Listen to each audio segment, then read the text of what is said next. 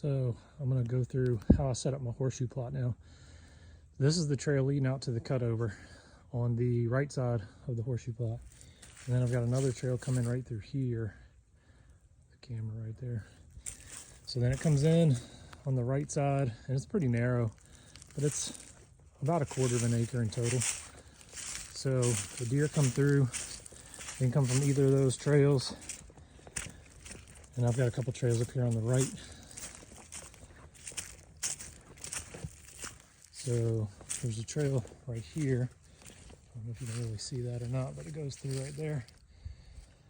And then this is the section I was talking about earlier from the cutover, where I had a trail coming in and the double stands back that way. So there's a trail coming in on this side, and then here's where it turns. I got mock scrape, licking branch right there. That's all pretty good activity this past fall.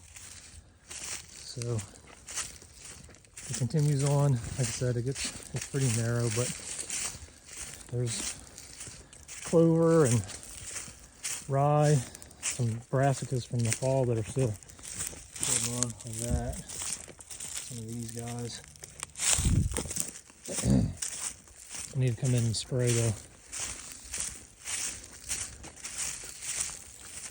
I got a couple pear trees that I planted that are, one of them's starting to leaf up.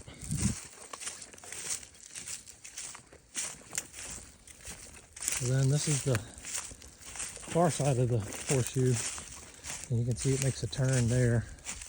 I've got trails coming in this way, and I have a stand back in that corner by the river. I don't know if you can really see that one, but a trail there.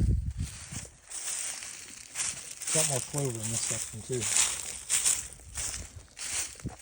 Then I got another mock scrape here, the licking branch. This one saw a ton of activity. You can see kind of how big it got pawed out back in the fall. It's not seeing as much use now, but.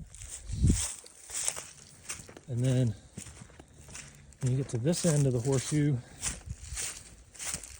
I've got another stand over that way, so I can hunt it a lot of different wind directions.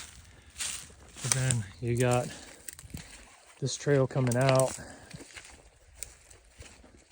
and it cuts through that way in front of the stand, and then you've got a little trail that kind of comes, and I probably need to clean this one up some, and it goes around the actual plot.